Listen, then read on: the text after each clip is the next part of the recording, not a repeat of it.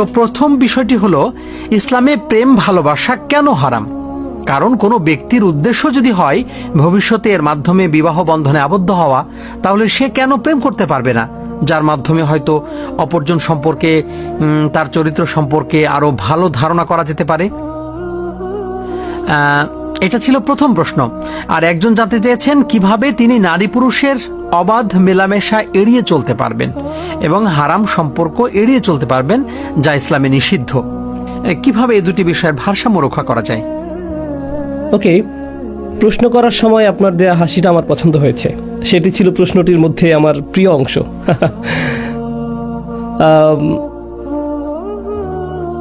এই বিষয়ে আমার মতামত হলো, প্রেম হলো